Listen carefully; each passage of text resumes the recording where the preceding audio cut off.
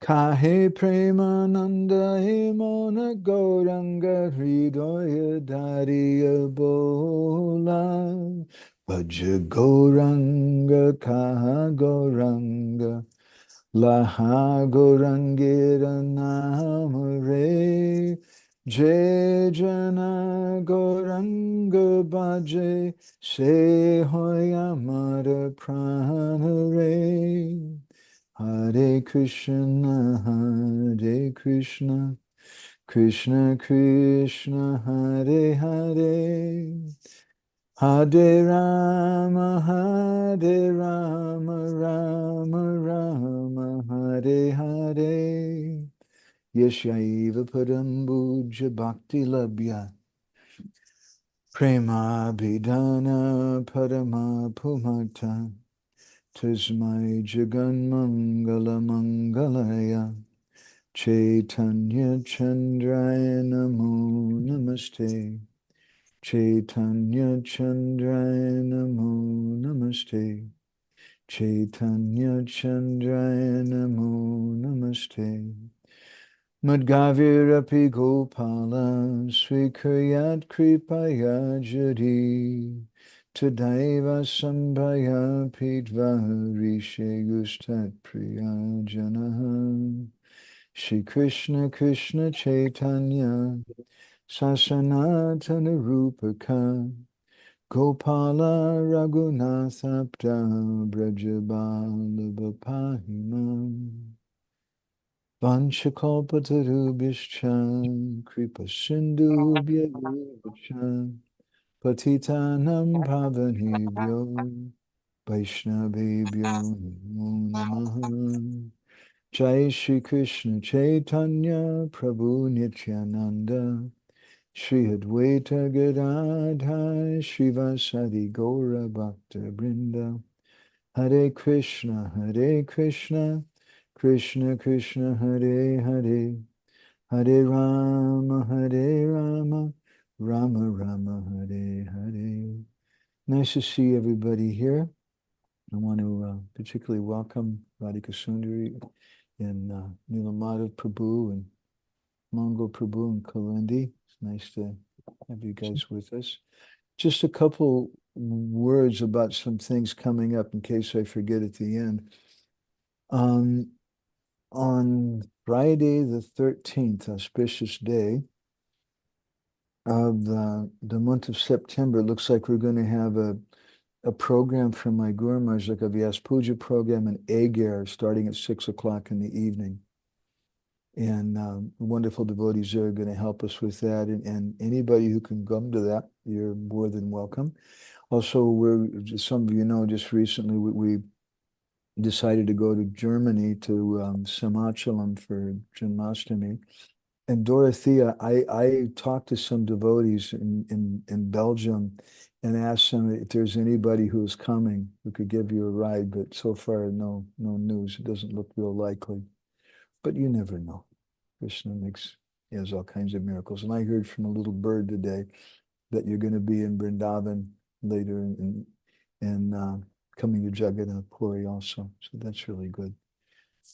So excuse me, I'm a little kind of out of it today. It's been intense days and traveling so much is hard for me. So let's look at these prayers from Narottam Das Thakur and then today's verse from Prema-bhakti-candrika. Shri Krishna Namamrita Vaishivaktra Chandra Prabhadvasta Tamo Bharaya Gauranga Deva Anucharaya Namo Namah Shri Narottamaya. Again and again, I offer my obeisances unto Srila Narottam Das Thakur. He is indeed a true follower of Lord Gauranga Dev, the nectarian shower of the holy name of Krishna, radiating from the moon of his mouth, destroys the darkness of ignorance. So, in our last verse, Narottam Das Thakur, he's continuing in this song called Raganuga Bhakti Riti, a glimpse into the path of loving attachment. For those of you who are just coming in now, this is like the postgraduate stuff, and we had the foundational things much, much earlier, including Sri Guru Charana Padma and so many different things. In the previous verse, he was speaking about what I practice in my sadhana bhakti. Mhm. I'll realize in my prema bhakti, sadhana jay dhana chai siddhadehi tahapai. What I practice in my sadhana, I'll realize when I reach siddha. So let's go ahead to the verse for today. And I'm looking at two different versions of Prema-bhakti-candrika. We've got a big book, Narottam era, Tanhavali Charit, something in Bengali, which is published by the Kolkata University in Bengali. Very big, fat book of all the songs of Narottam Das Thakur. And it's a critical edition. They had studied how there's differences in different songs and in different editions and that. So in today's song, there's two different versions, and we're going to just lightly touch on the first version and then go to the second one. So let's begin here. Narottama dase kahe e jena mora hoy brajapuri anurage bas. Shaki gana ganayate amare gani betate tabuhun puriva abilash. Narottam Das Thakur prays, O my Lord, please allow me to live in Braj and count me as one of the Sakis, then only my desires will be fulfilled. So this is given in one version. In another version, there's a verse quoted from the Bhakti Rasamrita Sindhu of Srila Rupa Goswami, which says some similar things. How do we understand these differences? Well, different scribes write different things. Also, in different songs, we often sing this Gauranga Karuna Koro song, which is ascribed to Narottam Das Thakur. But that song's not found in that Bengali book from Kolkata University. And at that point, someone may be disturbed and say, well, this is really bogus. This is a criminal thing. Acha. The Bhakti Rasamrita Sindhu verse is given as verse 12 here. Okay, thank you, Leela. Okay. So these two verses, this verse and the next verse, are not in all the different versions. It's a common thing in Gaudiya Vaishnava literature that Vaishnavas are very humble and they don't like to take credit. Therefore, a lot of times they just sign their song Krishna Das or Dina Krishna Das, the fallen servant of Krishna praise. And sometimes even, it's not uncommon, they, especially if they're inspired by Narottam Das Thakur or by Vrindavan Das Thakur or some other personality, they ascribe the literature to him. For example, the book Nityananda Charitamrita, 100% sure was not written by Vrindavan Das Thakur. I had some long discussions with my godbrother Ishwar Prabhu about that, who published it. But I spoke with different scholars of Gaudiya literature in Kolkata University and also in Vrindavan. And there's three different ways. I'm getting a little away from our subject, but you might find this interesting or useful. There are three different ways by which scholars ascertain the legitimacy of a literature. One is if there's some palm leaf manuscripts, if there's some documents from that era. And in particular, when that happens, they like to have documents from like three places, maybe from Vrindavan, in Mayapur, Navadvip, and Jagannath Puri, different libraries. And that's the first thing, is some old books. Right? Second thing is that there should be some mention of it in other literatures of the time. Is it mentioned in Chaitanya Charitamrita or Chaitanya Bhagavat? That in this book, use it as an example. Nityananda Charitamrita, there's no manuscripts, it's not mentioned in any other books. And the third way that you ascertain the authorship of a book is there's a kind of literary signature. If you do a lot of editing, I do a lot of editing, and I see someone write something today. Seshwar Gopal Prabhu drafted a letter for me. I had as a formal letter that I had to send to somebody. And I didn't even hardly change it, but I wouldn't have written it exactly like that. I can see it's written. In fact, looking at it, I can see that it's written by a non-English speaker. In fact, looking at it, I could tell that it was written by somebody from India. You can tell that there's, so there's a kind of literary signature. Um, Artists and writers, they use certain phrases, certain style of things again and again. And again, in that book, Nityananda Charitamrita, it's not the same kind of writing style as Vrindavan Das Thakur. Moreover, we have two or I think three copies of the book in Bengali in our library. And one of them has a picture of the author and his name. It's not Vrindavan Das Thakur, but the author, out of respect to Vrindavan Das Thakur, and because he was taking histories and things which Vrindavan Das Thakur spoke about and putting them in his own words, he felt obliged to give Vrindavan Das Thakur's name to it. And so he did that. And that's, for us in the West, that's kind of criminal. In Indian culture, though, it's considered to be respectful in traditional Vaishnava culture, that you're giving respect to this other Vaishnava. I suggested to our God brother that if you're going to print the book, why don't you just say ascribed to Vrindavan Das Thakur? And even better yet, give a little footnote or something and say, not everyone accepts this book, whatever. But because the book is mostly the same as Vrindavan Das Thakur, there's a few things which we don't agree with, which he put in there, but they're not such significant things, maybe not super huge things. Better if you mention that. But anyway, so Narottam Das Thakur here is singing that Ejena Morohoy, this is my desire to you, Brajapure Anuragi Bas, that you please allow me to reside in Vrindavan, but not just there like an insentient living entity, but Anuragi Bas.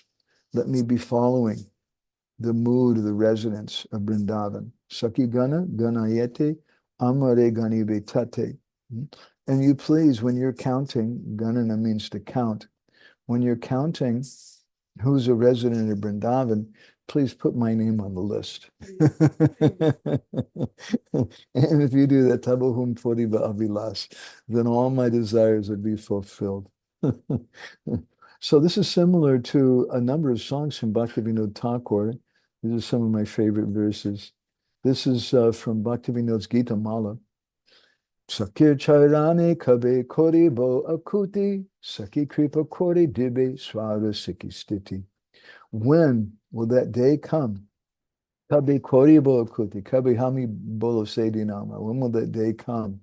When Saki Charane Kabe Kori, but when I become intensely eager to serve the lotus feet of a Saki. And when will that day come when my service attitude makes that gopi so obliged that that she gives me my own eternal natural mellow and says, you are such and such gopi, you are whatever. There's a beautiful song also in Gitavali, which makes a similar point at the end. This is one of my Guru Maharaj's favorite songs. And every year for Radhastami, he would go to Gadai Giri and he would sing songs for about an hour or so. And he did the same thing on Nityananda Trayodasi too. In Gaur Purnima, he would sing songs to Gauranga Mahaprabhu and Nityananda on their appearance days and about Radharani and her appearance day. And so he liked this particular song very much. Satakoti Gopi Madhava Man Rakite Nari Lakori Jatan. That Satakoti Gopi Madhava Man. There are hundreds and millions of different gopis who they're not able, Rakite Nari Lakori Jatan. They're not able to please the mind of Madhav Krishna. Venu Giti Daki Radhika Nam Esho Esho Radhe Daka Esham. And so here's a little secret. This is the sound of Radha, of Krishna's flute. What is it? What sound does Krishna's flute make? Venu Giti Daki Radhika Nam. It calls out the name of Radha, Radha. Esho Esho Radha, Radhe Deka Esham. Come here, Radha. This is the sound of Krishna's flute. Bhangi Shri Rasa Mandala Tabe Radha Anve San Anuchalaye Jabi. When the Srimati Radharani leaves the Ras Leela, then the Ras Leela becomes Bhanga. It is broken. And at that time, Krishna leaves too. He goes searching for Radharani. In other words, if there's no Radharani, there's no dance. And then Krishna begins to call out, Deko diya Radhe Rako Lupran. My dear Radharani, Deko diya, please, you appear. Let me see you. Rako Lupran. You save my life. And Krishna's crying and crying like this in the forest. Nirjana Kanare Radhari Dori Milaya Pada Judaya Hari. And then in a secluded grove, he embraces Srimati Radharani and Krishna gets his life back. And he says, Boli tuna bina kahara ras tuna lagi moja raja rabas. And Krishna says, without you, where is the rasa dance? And it's only because of you, Morja Raja, Morva Arajabas, that I'm living in Vrindavan. It's only because of Srimati Radharani that I'm living here. Eheno Radhika Charana Tale Bhaktivinoda Daki Yakboli. Bhaktivinoda Thakur is putting his head at the feet of Srimati Radharani and crying and singing. And what does he sing? He asks for this prayer, this benediction. Tuva Gana Maje Amare Gani Kinkori Kori Akaro Apani. That among your personal associates, Srimati Radharani, you please also count me and make me as your maidservant. So this is Narottam Das Thakur's ecstasy now. He's opening up his heart and praying that I want to be a kinkari. I want to serve your associates, to serve your gopis in this way. Now, another version, which is Prabhuji just commented, appears a couple of verses later, but in another version, it's the next verse. In that, the counting is a little different there. It's text 59. There's a verse given from the Bhakti Rasamrita Sindhu. Krishnam smaram janam chasya preshtam nijasami hitam tat tat kata ritas chaso kuryad vasam bhajay sada. Remembering Krishna and his favorite, beloved, eternal associate of Krishna, the practitioner should always reside in Braj, greatly attached to conversing about them. So Narottam Das Thakur is giving us this point now that this is what it means to reside in Vrindavan. And Srila Vishwanath Chakravarti Thakur has given a beautiful commentary on this verse. Krishna Smaran Iti, that we should remember Krishna.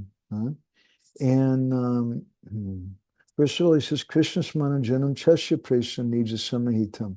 We should remember Krishna, and we should remember Krishna's intimate associates, the ones that we're the most attached to, who may be Radharani, Lalita, Vishaka, Rupa Manjari, etc. And then he goes on and he says, Kuruyad Basam Brajay Sada, that devotees who are aspiring for Braj, they should always live in Braj. And Jiva Goswami, in this verse in Bhakti Rasamrita Sindhu, in his commentary, he says, Samartya Sati Braja Sriman Nanda Brajabasa Stani Sri Vrindavana Do Sharidena Vasam Kriyat Tad Abhava Manasapit Chartaha. He says, if possible, one should live in Vrindavan. Brajabasastani Sri Vrindavana Do Sharirena Vasam. One should live in Vrindavan with one's physical body. Now he says, if that's not possible, Kuryatad Abhave Manasa Pityartaha, then one should live there mentally, Manasa, or one should aspire to live in Braj physically. Someday I'm going to go. Vrindavan is such a very, very special and important place. So there's two subjects that I want to focus on a little bit today. I'd like to explore a little bit about the importance of Vrindavan Dham and what it means to reside there, who can actually reside there, and the importance of reciting Krishna Katha, and in particular the pastimes of Radha and Krishna. in the Padma Purana, Krishna says, Pascha yojanam evasti vanam me dehadrupakam. That this Vrindavan, which is Pascha yovanam evasti vanam, it extends over 40 miles. That Vrindavan, me deha rupakam. This is my body. This Vrindavan. Vrindavan is such a very, very special place. So oftentimes we speak on this verse from Chaitanya Charitamrita, from Madhya Lila chapter 22. It's a very important verse. As a side comment, it's a whole nother discussion. But we see there's 64 different angas of bhakti, which are described by Rupa Goswami in Bhakti Rasamrita Sindhu. Those are rather condensed in the Bhagavatam, in the Navavidi Bhakti, Shravanam Kirtanam Vishnu Smaranam Padasevanam Archanam Bandhanam Dasham Sakyam Atmanivedanam. And then even more simplified here, Sadhu Sangha Nam Kirtan Bhagavat Shravan Mathura Vasa Sri Murtara Shradaya Sevan. And even more radically condensed by Sri Chaitanya Mahaprabhu in Chaitanya Bhagavat, where he says, Anandaka hoy jay sakrit Krishna bole, such a muitari urade bohele. Just do two things. You couldn't do the 64, okay? You couldn't do the 9, couldn't do the 5, at least do these two. Don't criticize anyone and chant Krishna's name. At least those two things.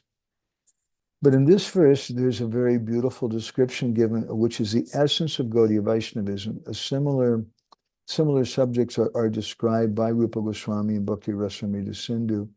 And he explains these are the essential aspects of bhakti. And as I often comment, I find it very fascinating. There's a natural krama or natural sequence to the topics mentioned in this verse. The first is sadhu sangha, before nam kirtan. Before you're going to do nam kirtan, you're going to have some association with sadhus. I was chanting Govinda Jaya Jaya Gopala Jaya Jaya before I met the devotees. But I'd read some book. I got that in a book. And that's a kind of sadhu sangha. Some sadhu, some person put that thought in the book. And by associating with that book, I got the idea. It wasn't one of Prabhupada's books, but I got the idea to chant those mantras. So from sadhu sangha will come nam kirtan.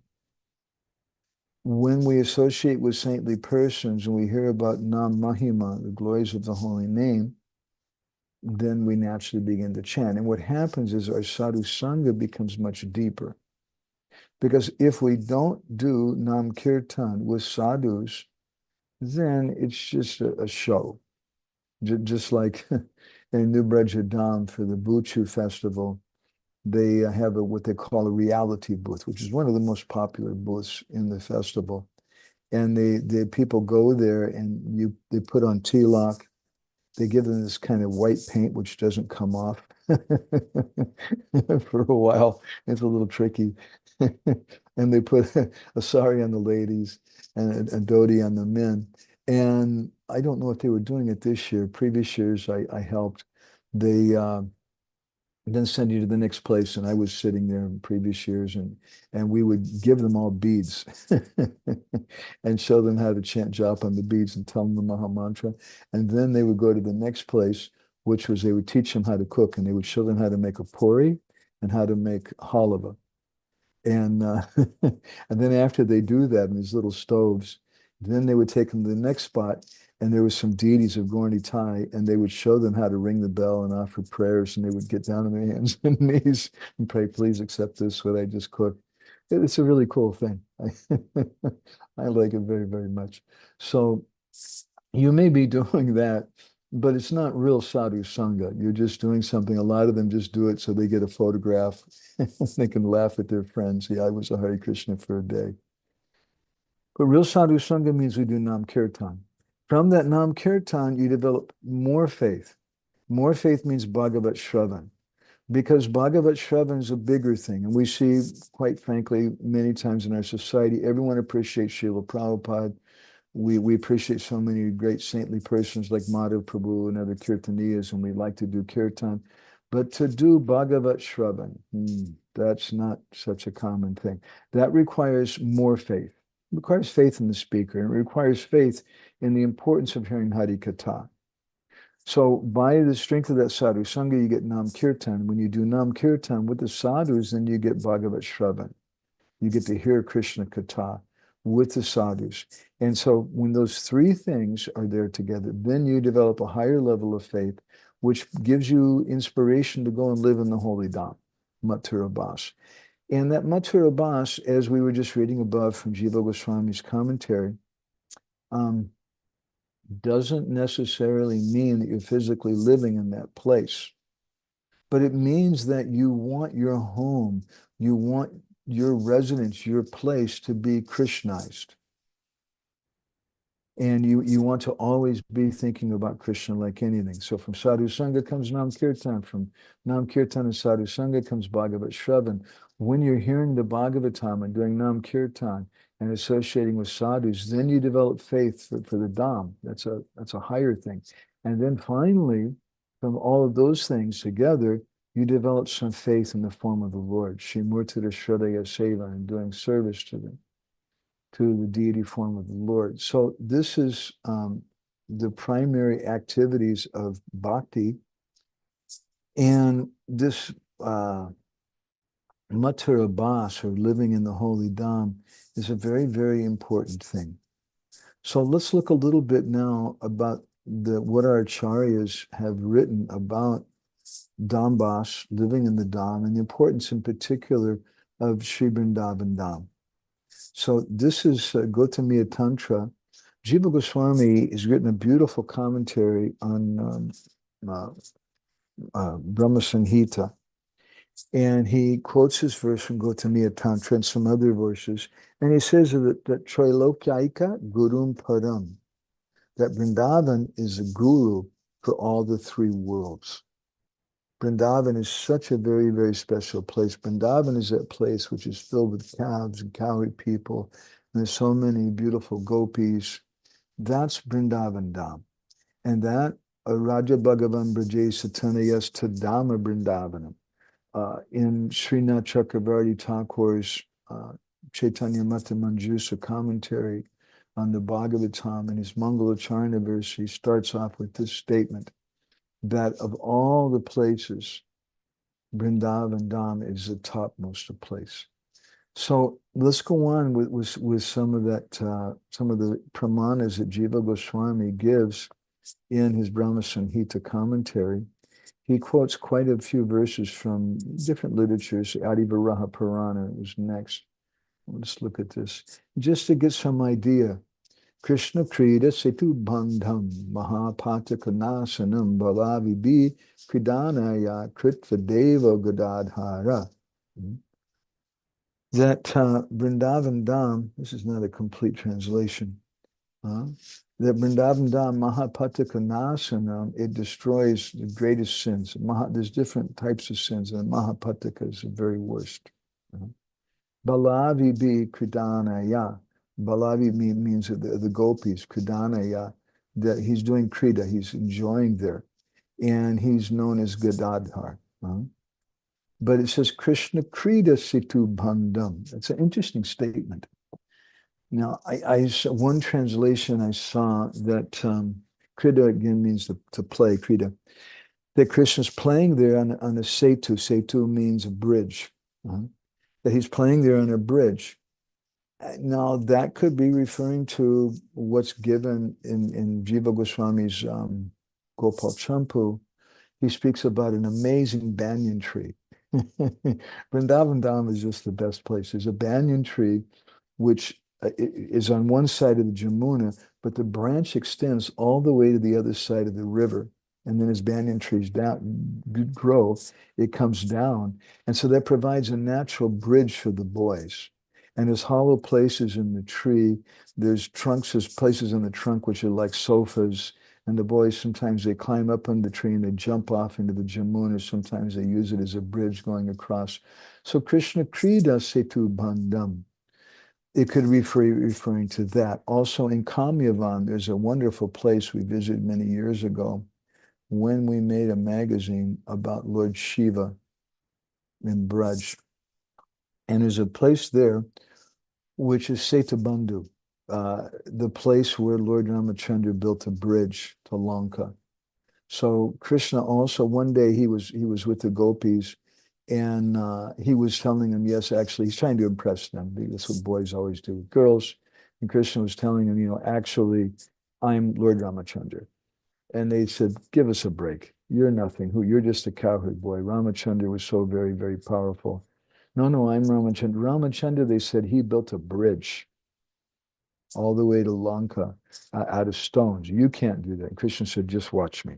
And all of a sudden, all these monkeys started appearing and carrying all these stones. And they were writing the name of Ram on those stones. And they put them, there was like a lake there, and Krishna built a bridge, Setabandhu, across it. So this verse, Adivaraha Purana, could be referring to that. Krishna Krita Setu Bandham. It could be referring to that Setu, that bridge in the form of the tree which goes across the Jamuna River. Or a third understanding is that Krishna's Krita, his pastimes, are a bridge between the material world and the spiritual world. Krishna says in the Gita that Janma Karma Chame Divyam Evam Yobati Tattva, that the persons who understand my pastimes, then they'll come to me. Those pastimes, or that Krita, is a setu, is a bridge. Lila Purushottam. Also, they argue that Lord Ramachandra took Ekapatni Brata, and Krishna didn't do that. So they were saying Lord Ramachandra is much better, and you can't be Lord Ramachandra. So then there's a conversation in the Gautamiya Tantra with Narad Muni and Krishna. And I won't go through, there's a lot of things I'd like to cover today. I won't go through all the Sanskrit, but he says, Kimidam, what are the Dva Trim Sadvanam? What are the 32 forests of Vrindavan? I want to hear about it. If you think that I'm a qualified listener, then please tell me about it. And then Krishna initially replied to him, Idam Vrindavanam Nama Mama Damaiva Kevalam. That this wonderful abode of Vrindavan is Damaiva Kevalam. This is my only abode. Vrindavana Paritiga Padikam Nagachati. Krishna never goes outside of Vrindavan. There's a wonderful story, Dorothea might like this, about Radha Govinda Maharaj, who's such an amazing preacher and wonderful sadhu who's given faith to so many devotees. We could talk about him for quite a while, but when he was about 5 years old, he started going to school. And he didn't like the mundane subject matters in the school, but he wanted to obey his parents and didn't want to cause a problem. So he would take his school books and leave home to go to school. But he wouldn't go to school. He would go to the forest. And in the forest, there was one elderly sadhu there who was reading Srimad Bhagavatam. And Maharaj would sit with him and read the Bhagavatam every day. And that was his education.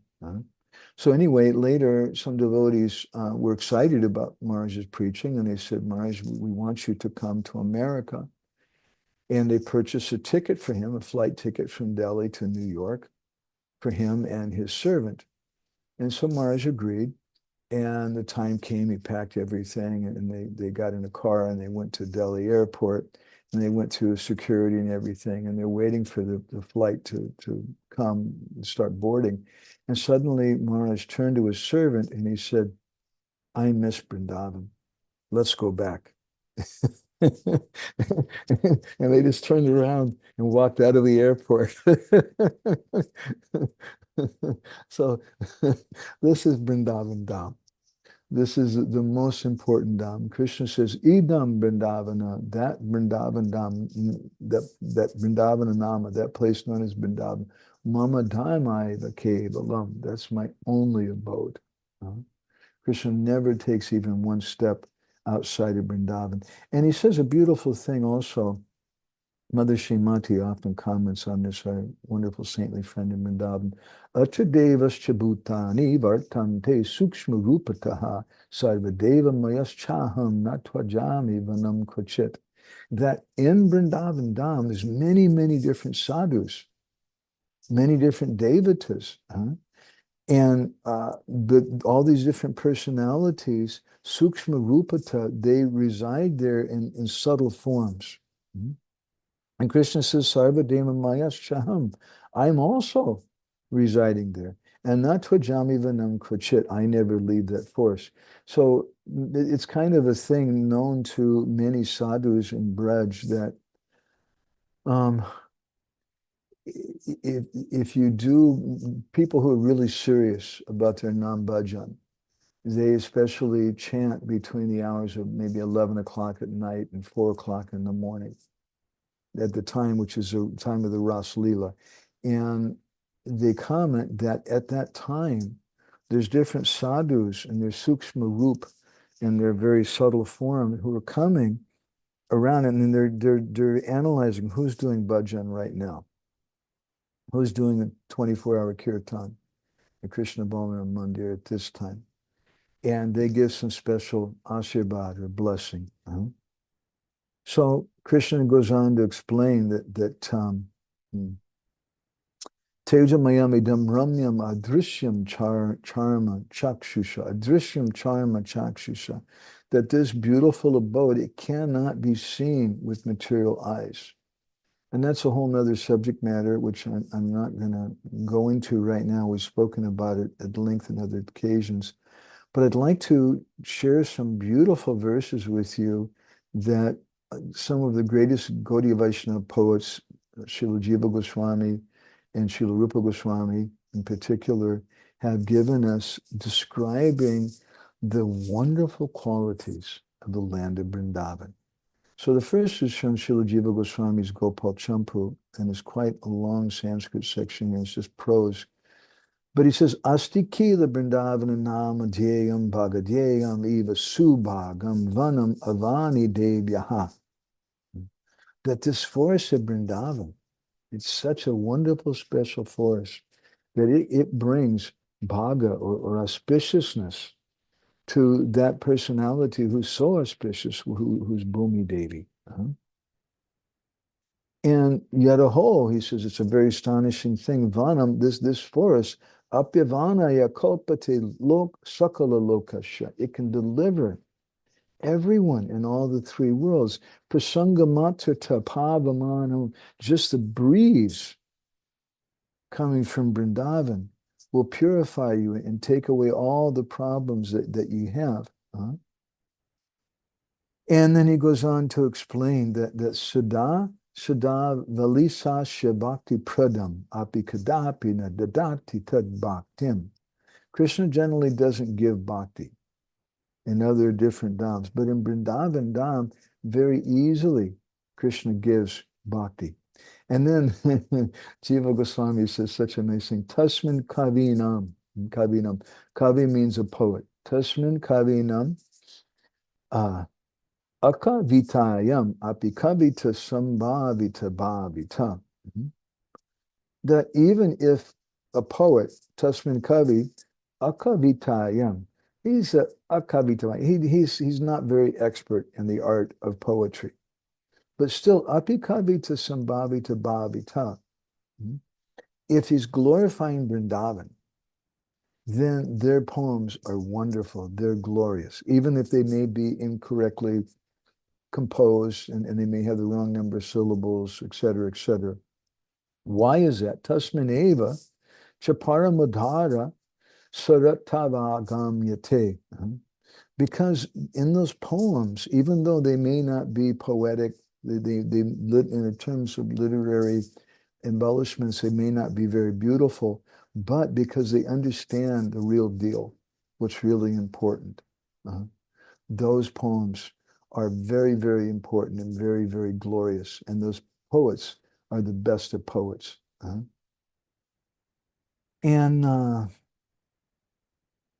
then I'll go ahead and skip the Sanskrit because I really like to share some different things with you today.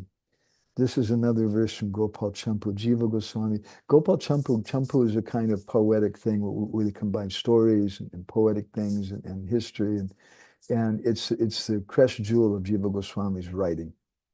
So he indicates in this Bandirasha that there's a banyan tree in Bandirvan. And that banyan tree, sputam, it has some spurti, some ecstatic feelings. for Krishna. And when Krishna left this world, then that tree began to cry, and it thought, what's the value of me staying here? And then that tree also left this world. And this is the same tree Jiva Goswami speaks about elsewhere, which I mentioned to you, how that tree is such an amazing playground for Krishna and the boys, and it goes across the Jamuna River. Such a special thing. Now, I'd like to share with you some other amazing poetry in Gaudiya Vaishnavism. This is from Srila Krishnadas Kaviraj Goswami's Govinda Lilamrita. And there's a reason why he's called Krishnadas Kaviraja, or the Raja of all the Kavis, the poets. Prabhudyadvam valyo vikasatanaga kurdatamrigaha pika bringar ganam kuruta sikino nitchatamudha abidvambo kira sthirachadagana nandatachiram samayato yusman sukayitamasova priyatamaham. When Krishna left Vrindavan, the Vrindavan forest fainted, because the greatest fear for a forest is a forest fire. But there was this forest fire of separation from Krishna. And Krishna, who's like a dark cloud, and it's like a dark cloud showers down rain upon a forest fire and puts it out. So the dark cloud of Krishna revived that forest. And he announced his coming. How did he do that? By playing on his vamsi, making a sweet sound with the flute. And Krishnadas Kaviraj Goswami goes on in text 14 of the same chapter. Satvadharma viparayasaya venu nadam ritotitai swasatpika vikaraischa tabud vyakulatari. When the sound of Krishna's flute was heard in the Vrindavan forest, the stationary trees and plants began to tremble in ecstasy. The moving creatures became stunned and motionless. The flowers all turned white, perspired, and cried tears of honey. The birds became choked up and could not sing, and the grass and creepers stood erect in transcendental bliss. So satvika vikaraischa. The Vrindavan forest manifested all the different symptoms of great ecstasy. And Srila Rupa Goswami and Krishnadas Kaviraj Goswami both describe in different places about how Brinda Devi orchestrates. She's kind of in charge of the Vrindavan forest, and she orchestrates it in such a way to bring special pleasure to Krishna.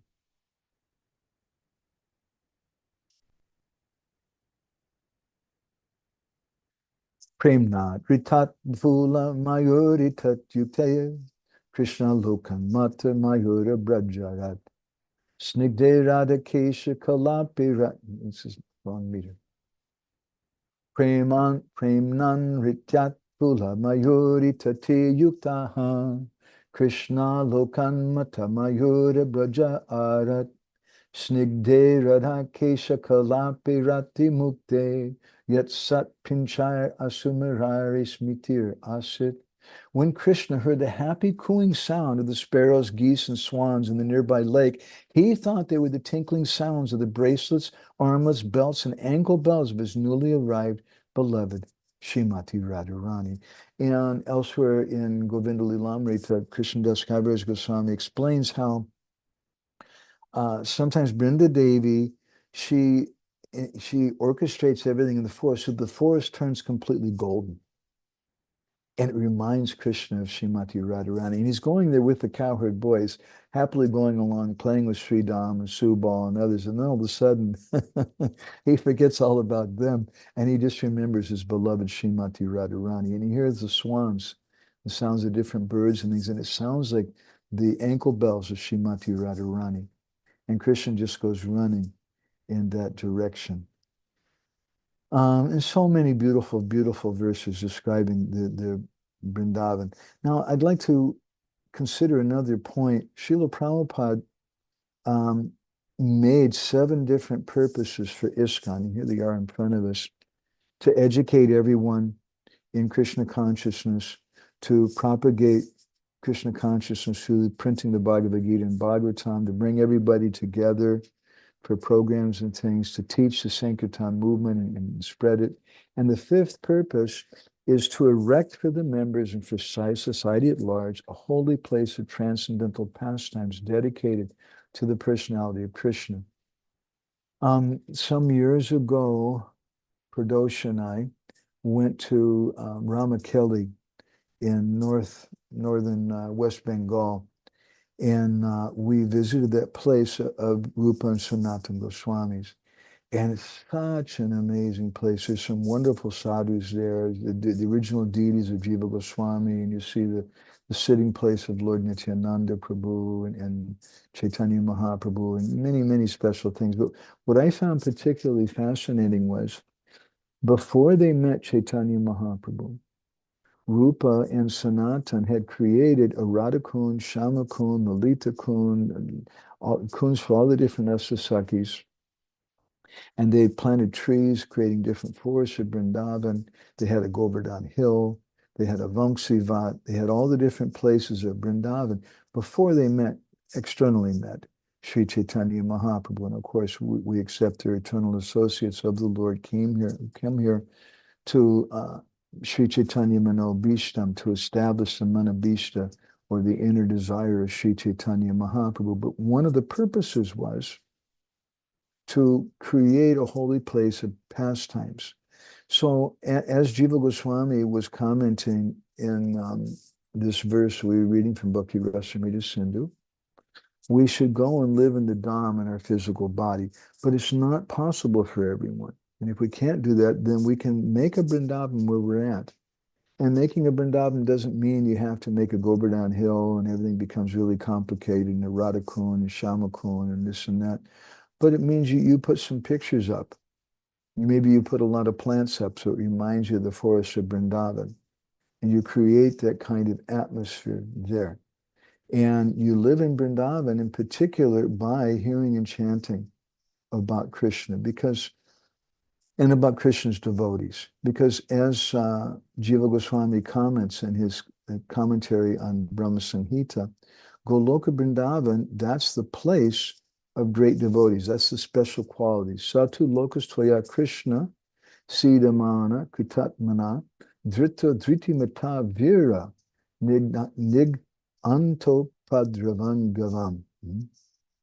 That this planet, this Goloka Dham, which is protected by Krishna, who's a great hero, a Vira, and which destroys the suffering of the cows and the other inhabitants. And we've been speaking quite a bit recently about friendship and Krishna consciousness, and how friendship means when someone destroys the suffering of another person, or they understand the suffering of the other person.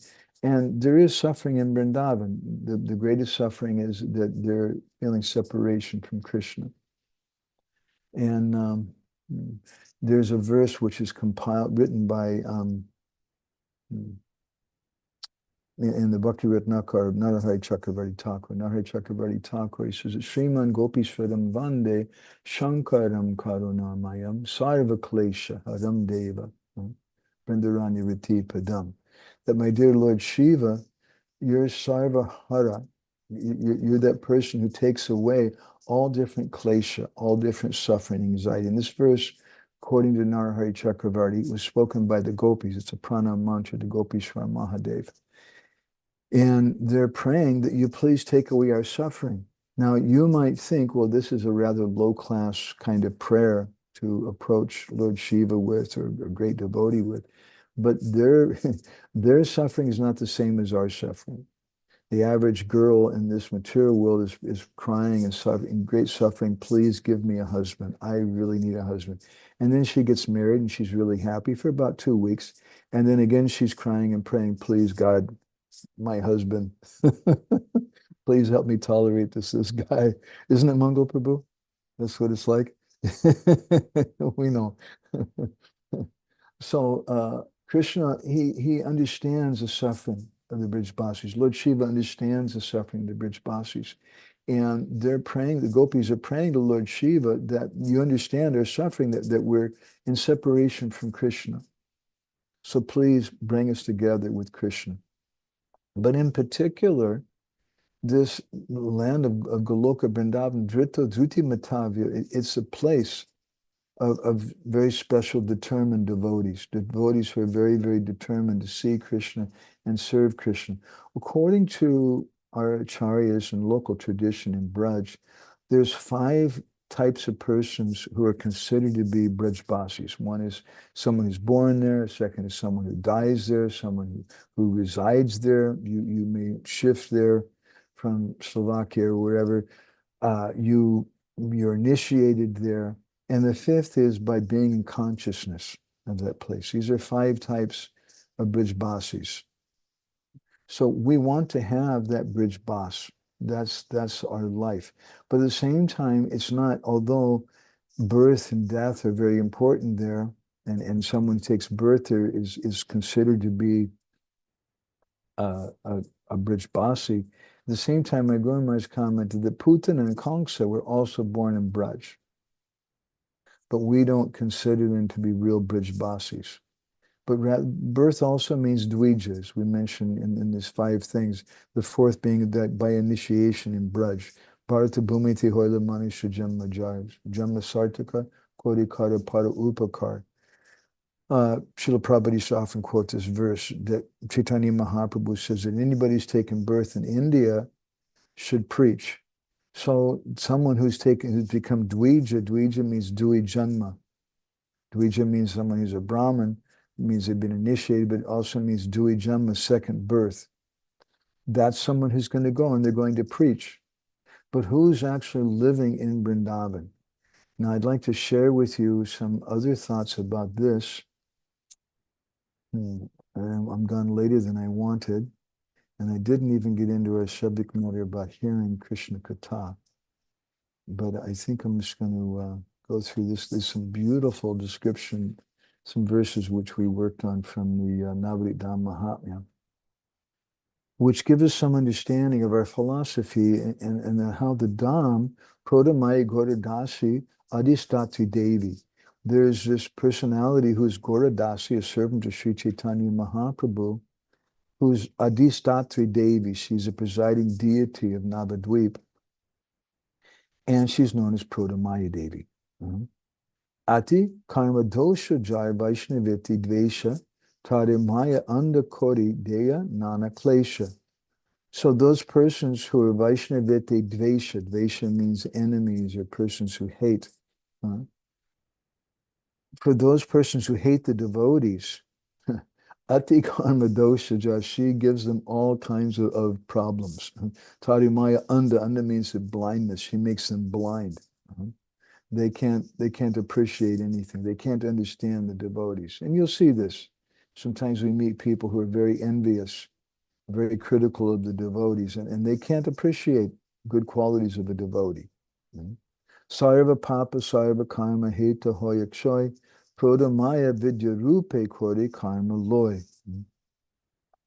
So Prodamaya Devi, she has her vidya rupe. She has a form of knowledge. And in that form of knowledge about the Holy Dham, about Radha and Krishna, Sarva Papa, Sarva Karma, Heta Hoik Shoy.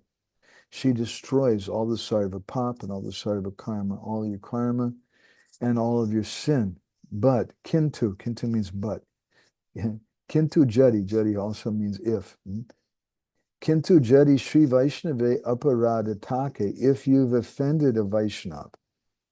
Tabe Dure kore tare kamera vipake. Then kamera vipake, Prodamaya Devi, she makes that person suffer like anything, and tabe dure kore, she keeps him very, very far away. So this is from chapter 31.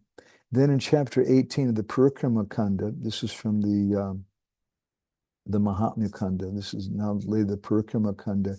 He speaks more about Prodamaya and how Prodamaya covers the Dham. And he says that because there's no mundane influence, nahe jada avastiti. Jada means something material. There's nothing material. And those jada bada jivas, those conditioned souls, nahi payaheto gati. They can't enter there. But we say, wait a minute, we see so many people coming from Kolkata to Mayapur, and they're just going around with their cameras, and sometimes maybe they have some chicken or fish in their bag, or they're eating some fish out. So they're not devotees. They're just coming to see the big building and the white devotees, and that's their whole purpose. But they're coming to the Dham.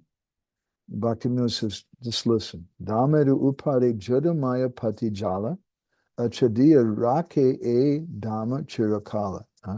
That this Maya Devi, her Jadamaya, her material Mayic energy keeps the Dham hidden. She keeps some illusion over it. And so they're on the Dham, but they're not in the Dham. Shri Krishna Chaitanya Jar Nahika Sambandha Jalera Upavare Basa Kori Se Under. So this person, they're on top of the Dham, but they haven't actually entered into the Dham unless they have a relationship, a sambandha with Sri Chaitanya Mahaprabhu, and they can't really enter. Mani bhave amiyachi Navadvipe puri. Somebody might think, I'm living in Navadvip, I purchased a place in Rasamrita Kunj, but the real fact of the matter is that Prodamaya Mugda, that Prodamaya Devi is bewildering such a person. Kori rake tari dure, and keeping him away from the Dham. It looks like he's living in the Dham, but he's not really in the Dham, he's just on top of the Dham. What does it mean to reside in the Dham? It means that we're hearing Krishna Katha, that we're doing service. And so Bhaktivinoda Thakur, he gives a list of persons, Dharmadvaji, Sukapati, Sadadainahina. The Dharmadvajis are persons who are waving a flag of Dharma. And the Sukapatis, the imposters, Dainahina, those persons who are Sadadainahina, are always with no humility. They consider themselves to be better than everybody else. They can't enter into the Dham. They can't enter into this movement. Think about that. That's a very powerful thing. This movement is meant to create Vrindavan. My Guru Maharaj, I oftentimes quote this. I'm sorry if you heard before, but it's very close to my heart. He would oftentimes say, what is ISKCON? And somebody would answer the International Society for Krishna Consciousness, and he would reply then who's really a member? And he would answer his own question, someone who's Krishna conscious. Once, in front of about 100 devotees in Bhubaneswar, he said that who's really a member is someone who's really Krishna conscious. And at that point, then he pointed at me, and he said, Madhavananda not yet joined. So when devotees ask me, when did you join ISKCON? I tell them, well, it's a good idea. I like that idea, but I haven't joined yet. Because even though we may be physically within this movement, unless our consciousness is absorbed in Radha and Krishna, in praying, and taking shelter of the holy name, then we're on top of the Dham. We're not really in the Dham. This movement is also the Dham. But Jari Kona Bhagyadai Sadhu Sona Pai. So if someone, by good fortune, they get some sadhu sangha, bhagyadai sadhu sangha pai, they get association with the devotee, then tabe Krishna Chaitanya sambandha ase tai, then that Chaitanya sambandha, that relationship with Chaitanya Mahaprabhu begins. So that relationship is so very, very important. Bhaktivinoda Thakur, let's look back on this first text 13. Shri Krishna Chaitanya Jar Nahika Sambandha. That if someone doesn't have this sambandha, this connection with Chaitanya Mahaprabhu, then Jalera Upare, they're on top. Upare means they're on top of. Jalera Upare Basa, they're Upare Basa, they're on top of the Dham, but they're not really in the Dham. And they're just, Kori say under, they're just a blind person. They're ignorant of what's going on. They can't really see. So this is a very, very important point. And Bhaktivinoda Thakur, also in calling a Kalpataru, he's given a beautiful prayer to Yoga Maya Devi, of which I'd like to share a couple of verses from a beautiful song. He says, Edasi Jani Nakori Akaita Vadoya. That please, my dear mother, Janani means a mother, that you please give me your doya, your mercy, but I want to akaita the doya. The akaita vidoya means that your genuine mercy, not the cheating stuff. I don't want money. I don't want a beautiful wife. I don't want some property. That's cheating mercy. And what is it that you really want? And what is that genuine mercy? Vrindavana dehastan tumi yoga maya. You please manifest yourself as Yoga Maya Devi and give me a place in Vrindavan Dham. This is my desire. Niskapata hoye mata chao morapani Vaishnava Visvasa Bridhi haka pratikani. That to attain that thing, I'm praying to you, my dear mother. You're my mata, you're my mother. Mata is such a beautiful word. Vaishnava Vishvas Bridhi, that you please increase my faith in the Vaishnavas, that my faith in the Vaishnavas, pratikani, moment after moment, it's going to increase more and more. This is the prayer that we offer to Yoga Maya Devi. And Bhaktivinoda Thakur concludes the song with this line: Vaishnava Charana Bhina, without the lotus feet, without taking shelter of the lotus feet of the Vaishnavas, Baba Para, you can't cross over the ocean of birth and death. You'll have no strength to do that thing. So Vrindavan Dham means the devotees.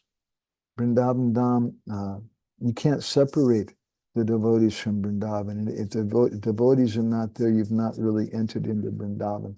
I'd like to finish maybe next week. I'll have to think about it. We might just speak more about Vrindavan next week. It's such a nice topic.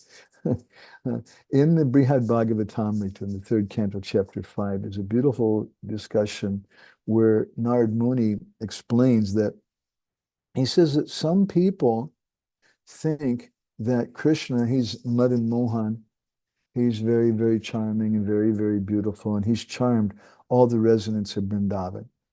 But Sanatana Goswami says, Narad Muni says, they don't understand. Krishnena na braja jana kila mohitaste taisavya mohivya bhagavan iti satyam eva gatva mayaiva sahi vismita deva karyo nusmarita kimapi kritya maho katanchit. He says, actually, Krishnena na braja jana kila mohitaste. It wasn't the Brijbasis who were bewildered by Krishna. Tai savyomihi bhagavan iti satyam. Iti satyam eva. The fact is, satyam eva, the real truth is that it was Krishna who was bewildered by them. Translation, the people of Braj are not bewildered by Krishna. The truth is that he's bewildered by them. When he forgot what he had to do for the demigods, Narad Muni said, I had to go to him myself and somehow remind him, you have some unfinished business, parityanaya sadhanam vinashaya chaduskritam. You promise in Bhagavad Gita, you'll destroy the miscreants and deliver the devotees, and dharma samstapanartaya sambhavama yuge, you'll establish the principles of dharma. And then Krishna said, oh, that's right. Yeah, I forgot all about that. Because Krishna is completely bewildered in Vrindavan. Vrindavan Dham is such a place, and we want to reside in such a place. But to reside in Vrindavan Dham requires that we have the mercy of the devotees, and that we reside in Vrindavan Dham by hearing Krishna Katha, doing Krishna Kirtan. When devotees come to Jagannath Puri, we take them around in parikrama, which has been a little while now, but used to be quite often. We tell them, we put things in kind of a frame, and we tell them that we'd like all of you to do some Dham Seva. And what is the Dham Seva you can do? It's Nam Seva. Because there's many people who come to the Dham and they just throw their garbage all over. Once we were walking along the road through the forest, through the route in the forest, along the beach, which Sri Damodar Goswami and the different devotees went to Konark, where they found Sri Chaitanya Mahaprabhu in a fisherman's net. And we were going through the most beautiful forest. We walked about 4 hours and we didn't see anyone, which in India is just like beyond belief. It's quite an astonishing thing. And we just saw deer and some monkeys and things. It's really beautiful. And all of a sudden we come on to a very beautiful place. And what do we find there? Hundreds and hundreds of paper plates and paper cups and spoons and things. Someone had like a picnic there with a big crowd of people, and they just left all their stuff there. So those persons are not able to enter into the Dham. They're just externally something on the outside of the Dham. They're still getting some benefit because they're remembering something about the Dham. But Bhaktivinoda Thakur says it's only when we're pleasing the Vaishnavas and doing Harikatha that we're able to enter into the Dham. Srila Prabhupada's purpose in establishing this Krishna consciousness movement, it's the movement for Krishna consciousness. Krishna consciousness is one of the forms of being a Brijbasi. It's the fifth form we spoke about.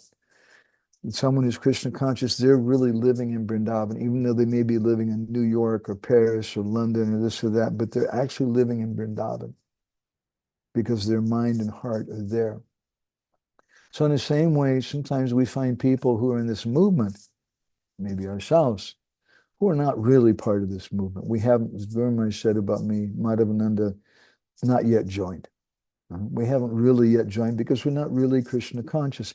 And it's an important thing for us to understand this. Because if we think that oh, I went there, I joined ISKCON, I lived in the ashram for 2 weeks, and I followed 4 regulated principles and got up for Mangal Artik and did everything I was supposed to do, and I was okay, but I'm not so enthusiastic about it. And there was some people who were real nonsense people in the ashram, and so I left. But we should understand we haven't really entered into this society until we're Krishna conscious. And that's a little bit of a bitter pill sometimes to speak to devotees about. They even get upset that, oh, what are you saying? I haven't really joined or this or that. Well, the fact is that we have some upadharmic activities, some like Vanashram and other things, which bring us closer to real Dharma, which in this age is Nam Sankirtan. But even amongst Nam Sankirtan, there may be chidra, different faults in our mantra and our tantra, our organized religion. But if we just go on chanting, then Sarvam Karoti Nischidam Anasankirtanam Tava, all the holy name will take away all those imperfections and we'll come together and we'll be able to create Vrindavan. But creating Vrindavan, as Jiva Goswami quoted in that verse, Vrindavan is that place where Krishna feels the pain and suffering of the Brijbasis. Vrindavan is that place where we feel the suffering of other devotees and other living entities. It's not just a place for me to go and have a good time. I often comment when we go to New Vrajadam in Hungary. It's such a beautiful place here. We just left this morning. That I told the devotees there that I see many thousands of tourists coming here, but I don't want to come here like them. When they come and somebody says, oh, what was it like? I said, wow, I got a great t-shirt. I got some clothes. I took some photos. I got some good food. I saw a nice building. I saw some nice art. Maybe I saw some nice people. But we don't really understand the heart of New Vrindavan, of Navabrajadam. We don't really understand the heart of Vrindavan. The heart of Vrindavan is the devotees. And if we can understand and sympathize with their problems, this is the essence of being a devotee. If we can't empathize with the devotees, if we can't feel their problems and their suffering, we just, oh, Prabhu, that's not very important. And we just dismiss it. And we treat them like they're just some commodity which is expendable and we can just get rid of you. The main thing is we have to do this. So we have to do this preaching, Prabhu. And you just want personal attention. You want some sympathy or something, but we don't have time for that. I have to preach. What is your preaching? You're preaching. What are you doing? Preaching means you should feel the suffering of other persons, and especially the devotees. And that's how we establish Vrindavan. And if you can't feel the suffering of different devotees, whose suffering you may or may not relate to it. Sometimes you may say, Mataji, just get up early in the morning. Just control your mind, okay? Just chant your japa, and everything will be okay. It means you can't understand. Jiva Goswami explains this further in Paramatma Sundarbha, and he says that the purpose of suffering is so that you can understand the feelings of other persons. So when you've been kicked out of the temple, Mangala Prabhu. or Leela Purushottam Prabhu. When you've been kicked out, when you've been disgraced by somebody, you've been hurt by them, you feel really bad. And those guys are, but don't blame them. See, Krishna did this for some reason, and now I can understand the feelings of somebody else who may have been hurt in this way. Whereas if everything's just this rosy and nice for me, then I don't understand. And I just tell people, Prabhu, you should just tolerate. Just suck it up and just go and do this. And you can't understand their suffering. And suffering's a fascinating thing. It's not like 1 + 1 = 2. We see the external mathematical formula, and it's Prabhu. They just did 1 and you did another 1, and it's just equal to 2. But they don't see your heart. And in the heart of the Vaishnava, that 1 + 1 may equal 455 because it triggered something else in their heart. And we should understand that and appreciate that, even to the extent that we can. At least we should understand that it's there. And what I'm speaking to this person, it's not just 1 + 1 = 2. Look, they said this thing to you. They slapped you in the face. Now, what you're supposed to do, you go to that person and say, I'm sorry. Please forgive me. And shake hands, offer obeisances, and now everything's okay. It's not like 1 + 1 = 2 amongst the feelings of the devotees. And the feelings of the devotees are everything. It's such a very, very important thing. This is Vrindavan. And this is what Narottam Das Thakur is speaking about in this verse, that we want to go and live in Vrindavan. We want to be, 2 different verses you read today. The first one, I want to become a Sakigana. I want to become one of the gopis. And the gopis are those persons who feel the pain and suffering of the residents of Vrindavan. And then the second verse in Bhakti Rasamrita Sindhu, which is describing we should live in Vrindavan and meditate in one of the residents there, it has the same purport. That we should feel something for the devotees. If you're not feeling something for them, if you're just a goddamn piece of stone, that's all that you are, then you're just kind of there. You're on top of the Dham, but you can't enter into the Dham until you feel the heart of the devotees. At least try to respect the heart of the devotees. Even if you can't feel their pain, just respect they're feeling something. I can't see it. I can't understand it. I haven't gone through such a thing. And maybe bring them to some other devotee who has experienced such a thing. I find throughout my life, I've had difficulty. I'm a little bit like Bonnie. There's one reason, Bonnie, I really relate to you, because you're a mad artist. And mad artists are so cool for me. And Bonnie's got nobody, I had a hard time when I was going to high school and places because people just, they didn't want to hear about poetry. They didn't want to hear about some philosophy or this or that. And I couldn't really fit in.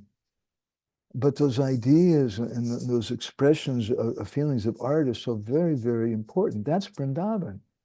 And now I find that when we travel, a lot of times we go to temples, all the artists and crazy people who are unwanted and unappreciated, they end up coming to us and we collect them and we love them.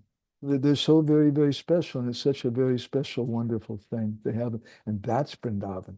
Vrindavan's a place with a whole bunch of wacko, crazy people who are useless materially, but they're just completely in love with Krishna, and they're so attached to each other, and they can feel the pain and suffering of each other.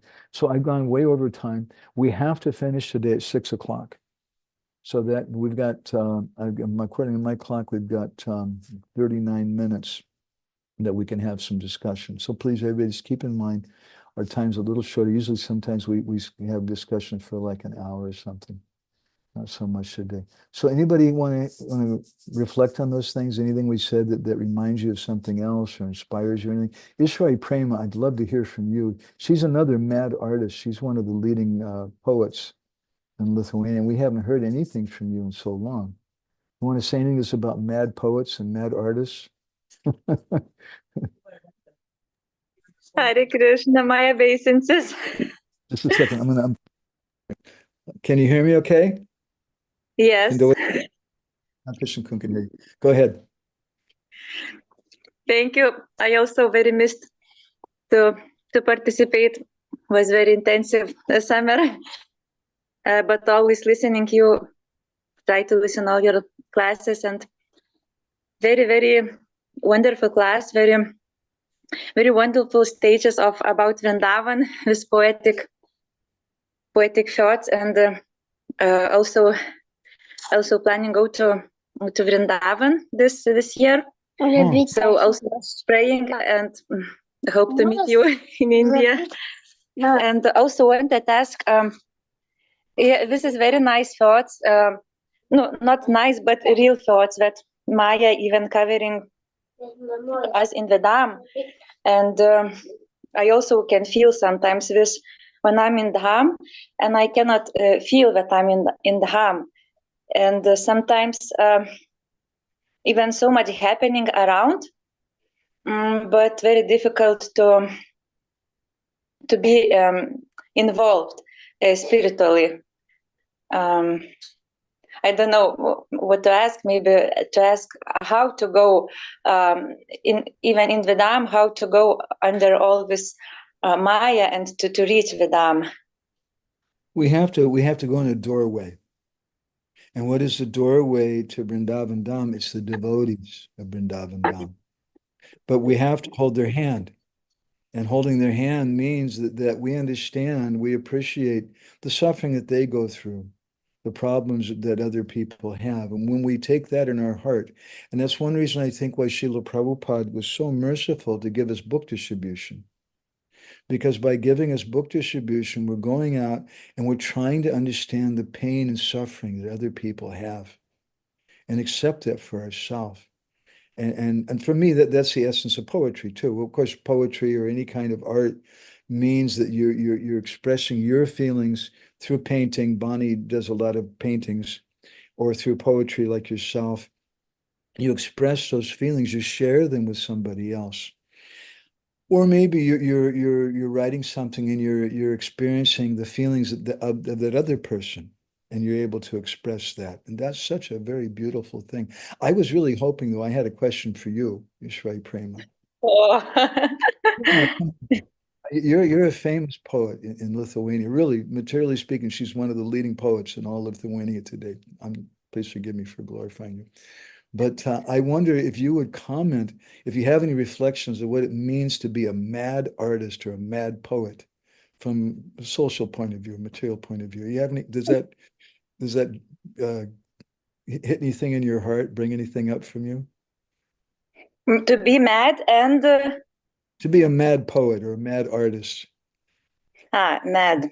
Mad from the general society's perspective, and I'm sure you can get that.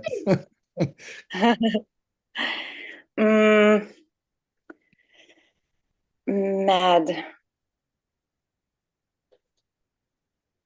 I think sometimes artists have this external madness. I mean, these persons who are really sometimes not in the social rules and everything what's happening. The same, maybe similar like hippies, and sometimes people see them mad when they are really acting like mad and doing something not like others doing. But actually, if they really mad, like it is sometimes from other hand, you can see that it is just normal, because people, they have just standards of thinking, and then if they see other person who are thinking different, who are feeling different and acting different, they are considered them mad. But actually, maybe they are not like mad, but they are truly just seeing more. So this is difficult to say what is mad and what is reality. Like maybe they are also in some kind of illusion, but not like others who are in the, how to say, the similar illusion, like all society in some kind of illusion. And also they are usually becoming mad because they are actually suffering. They are suffering, and they are very often using alcohol and narcotics to become mad, to go out from the suffering, because we feeling that this life is not like a happy life. And I see that when they using these things, this alcohol and everything, they coming out of space, and then maybe also a little bit try to experience this other reality, who is not like real reality, also illusion. But no, what I understood, what is mad, but it is not real madness. What can experience the real devotee who can ask to be mad, Krishna, can you give me this madness that I can forget all this world and just to see you? And even from normal people, this person also can look mad. Like we also can look mad for our relatives, like what we're doing here with all these big deities, Jagannaths, with some dolls, you giving food and everything. Like when we coming to us, I can feel that we can think what they're playing here. But to me, to be really mad for Krishna, it's really mercy. So I'm praying to be mad, not just mad artist or something, but to be mad for Krishna. To be really mad, to have love for him. That's beautiful. Thank you very much. I appreciate that. It reminds me, Prabhupada, there was this booklet Prabhupada wrote called Who's Really Crazy? And there's also another book that I have called Madness of the Saints, written by a scholar, but she analyzed different Sufis and Gorky Shodas Babaji and different persons who, this guy is running around with no clothes on, Gorky Shodas Babaji, not eating anything, just in trance. And sometimes his body becomes hungry, so he reaches over and grabs a handful of mud from the bank of the Ganga and eats that, just so his stomach will shut up. And but who's really mad? That's a very, very beautiful thing. Okay, and thank you. Magazine, your one magazine is about this topic. Maybe I even read it. I don't remember, but I remember the magazine topic, and maybe I checked it. It's very I'll beautiful. drop it in our Pari Prashna group, okay? That magazine, devotees can Yes, look at. yes. I love that subject. Thank you. I didn't expect it. You asked me. I didn't expect it, and no, I just want to say, no, I'm not very famous poet here in Lithuania. I'm like known for some just say in some people, like, but not all Lithuania. You're famous to me. I'm hoping, we were just with Naranja Maharaj a few days ago, and he was telling us you should go to Lithuania. Yes, oh, yes, please come here. It was very sad without you in festival. No, not just sad, but missing you. In Krishna. Thank you. I want to call in Kalindi. She's got her hand up, and this is Kalindi's first time here. Let me find you, Kalindi. There she is. Hare Krishna. Anything you want, any reflections you have, anything you want to share, any thoughts or? I have one thought and also one question. I like how you explained that we should be feeling devotees and feeling their heart, and in this way we can enter the Vrindavan. But also what comes to my mind is that not only feeling them, but also to be able to express our heart. Like, I mean, like, not just to understand them, but be able to open our feelings and actually speak about it. So I mean, it might be like two ways, like both sides. It's just my thought. So maybe if you can tell us something about this, to be able to express the feelings. In this verse 11:330, I'm going to make Leela Purushottam Prabhu smile every time when he was translating for me. Every time I'd say 11:330, he'd smile because like practically every class I quote Parasparana katanam pavanam bhagavad mito ratya mitastushti nivita mita atmana. This verse describes indirectly trust. It begins by speaking about paraspara, how there should be back and forth discussions amongst the devotees, which are based on Krishna Katha. It's a must for every kata. And when that goes on, then mito ratya mitastushya nirvita mita atmana. Sridhar Swami's Bhavarta Deepika commentary, which the BBT translation and purport pretty much gives what Sridhar Swami says there. Sridhar Swami explains that this verse means that this is how we should associate with devotees and what happens when we associate with devotees and we have faith in each other, we trust each other. Then mito ratya mitas tustir, then things come up and we can be honest with each other. And we can say, I'm really, really bad. I'm really addicted to eating chocolate. I'm really addicted to watching television. I'm really this or that, whatever it may be. We can come out and say that thing. But you don't feel comfortable speaking that just anywhere. But the degree of intimacy in real Hari Katha means that we have that kind of faith. And that faith comes when we sit down and we start speaking about Krishna.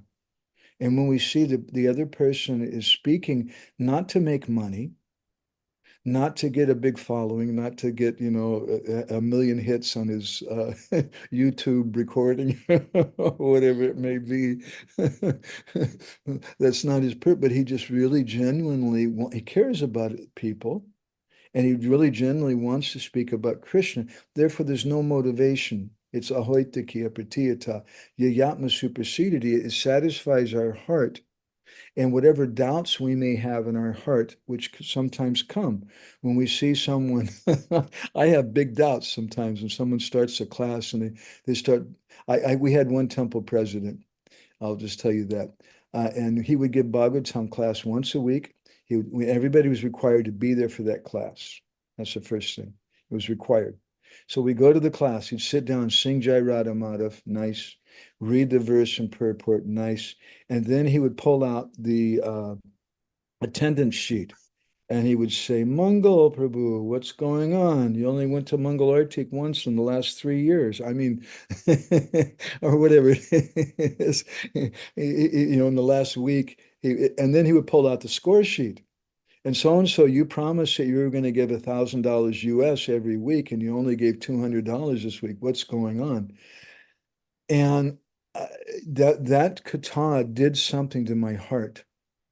I completely didn't trust him because it felt like to me that he's just doing it to control people for management purposes and for financial purposes. And I don't mind it that those are important things in their own right, but it really it just blocked me up with that. Is that helpful, Kalindi? Yes, thank you. You've Can I experienced ask one? that. Yeah, go ahead. Actually, it is said that the great Vaishnavas, devotees, the holy Dham resides in the great Vaishnavas. So my question is whether being attached to such a devotee and meditate about him, does that count being in Vrindavan, residing in Vrindavan Dham? Yes, exactly. And that's what Jiva Goswami says in his commentary on this verse we're reading today from Bhakti Rasamrita Sindhu, that we want to hear about, he actually doesn't even say Radha Krishna, but he particularly says the devotees of Vrindavan, Krishna's associates there. And what do we hear about from them? We want to hear about this, there's a book I read when I was a young boy about the famous artist Michelangelo, famous book called The Agony and the Ecstasy. So what do we want to hear about the Brijbasis? We want to hear about their agony and their ecstasy. We want to hear about their most terrible suffering that they're going through, which is separation from Krishna, and how they behave with that, what they do, how they feel. And we want to hear about their ecstasy. What is their greatest happiness, which is when they see Krishna and when they're serving Krishna and they're interacting with Krishna. And we want to try to understand that and understand their feelings.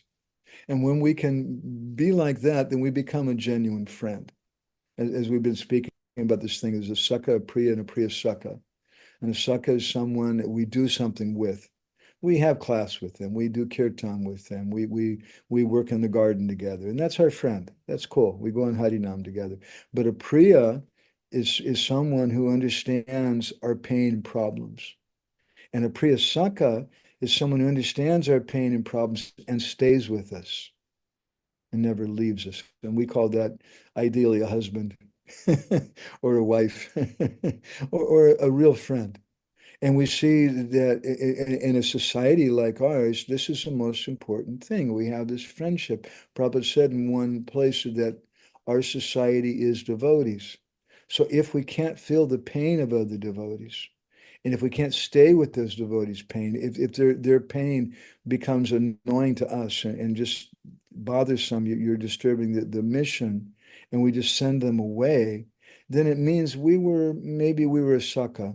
We did something together. We did some Harinam and deity worship and things together, but we weren't a Priya, and we definitely weren't a Priya Saka.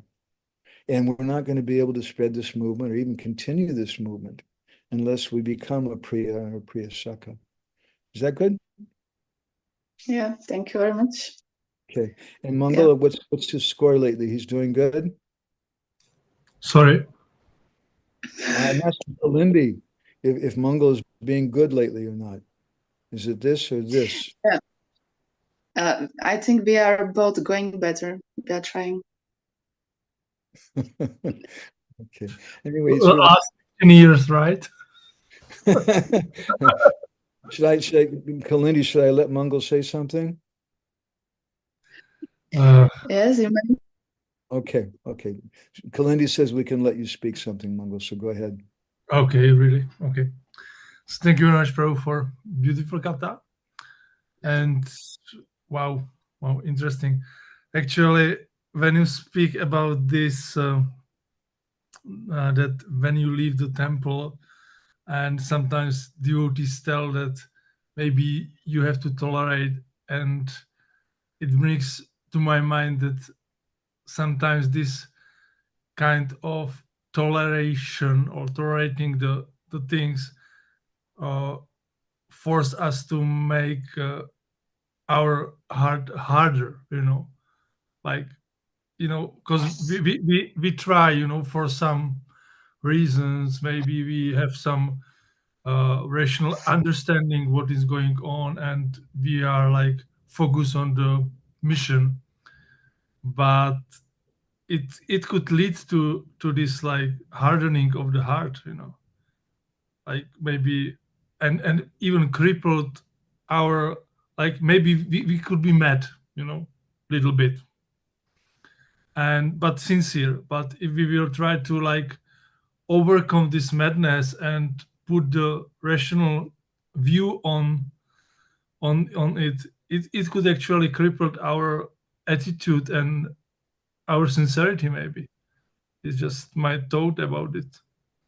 That Chaitanya Mahaprabhu says the same thing. He says, if you want to be Kirtaniya Sadahari, you should be a Manina Manadena. If you want to always chant, you should always give respect to others. And the first part is important, turn out a piece of nichina, be as tolerant as a tree, but we should give all respect to others, meaning that we should try to understand them. That's Vrindavan. Vrindavan, and the people who don't understand, the other persons in Vrindavan, those are the demons. That's Dhenukasura and Pralambasura and Keshi and the other personalities who come there, and it's just all about them. And Keshi's running into Vrindavan, here I am, I'm such a big person making a big noise, and he just disturbs everybody. What are you doing here? We don't want to see you. So yeah. And therefore, we shouldn't be unhappy with it. Let's see if I can find something really quick here. A friend of mine posted something today, a beautiful comment from Srila Prabhupada, where Prabhupada is a letter that he wrote to Kirodakashai Vishnu, who's an old friend of mine, actually. I used to go and visit him whenever I would go to Vrindavan. And I'll put this on the board here. Let's see. Here's a letter. My dear Kiro Dakashai Vishnu, please accept my blessings as due receipt of your letter. I'm glad to hear you're making progress in Fiji. Later, he came to Vrindavan and had his own temple. But here's what's interesting. Regarding your question, you can either follow the instructions of the GBC or work independently. If you work independently, you will not be able to use the ISKCON name or funds. If you follow the GBC, then you must work under their guidance and direction. The choice is yours. I have given you my blessings to work in Fiji, and I will continue to guide you. And then later on, Srila Prabhupada, let's see if I can find that letter. I think I can. Someone posted in the comment. Yeah, here it is here. Maybe not. Here it is. This is a letter a little bit later that Prabhupada wrote to him.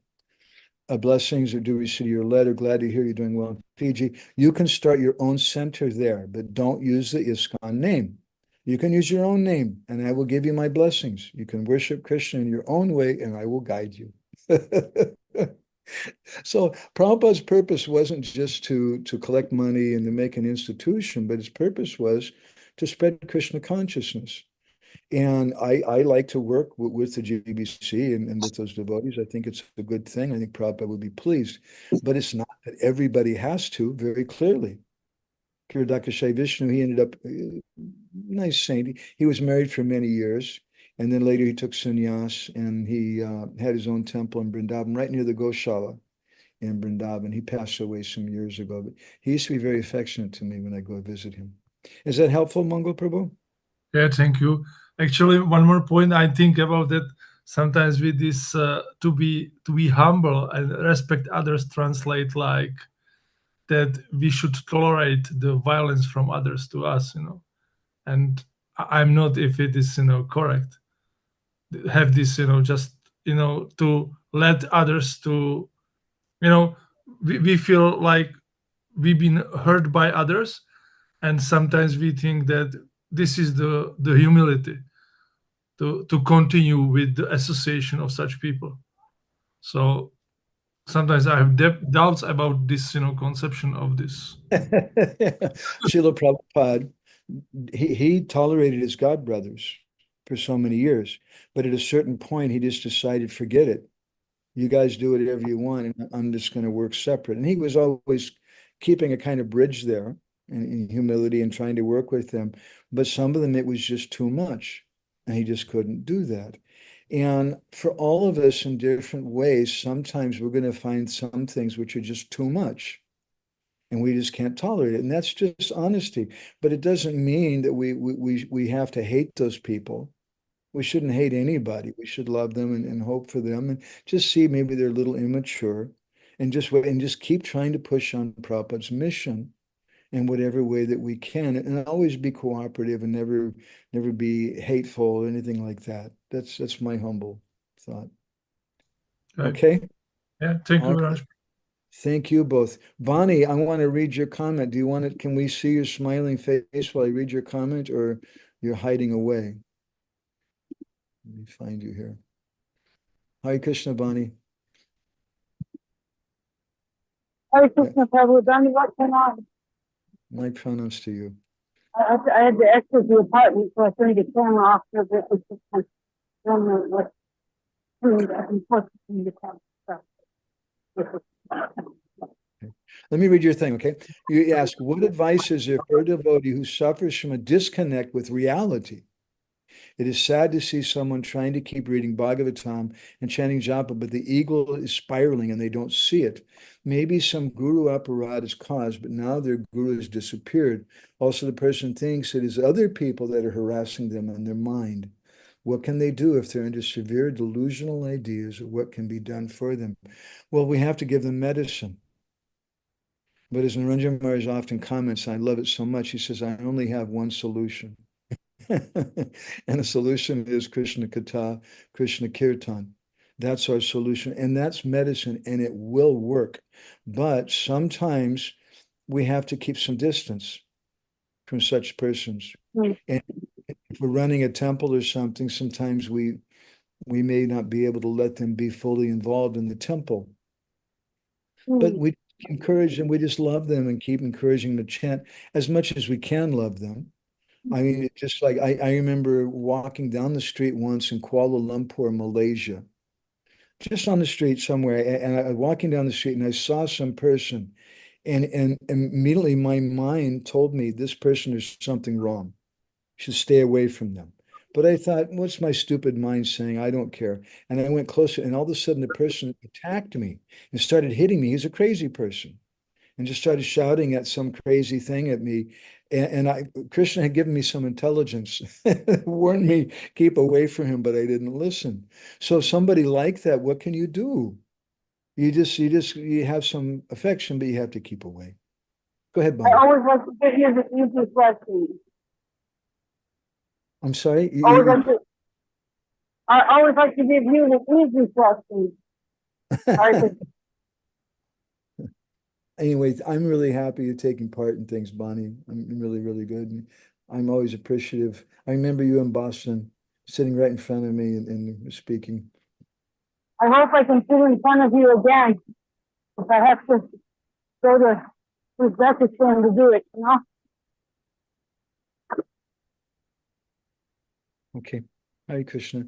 Let's see. Nilamada Prabhu, you have your hand up. You want to share something with us, Prabhuji? Hare Krishna. First, I thought that I have a question.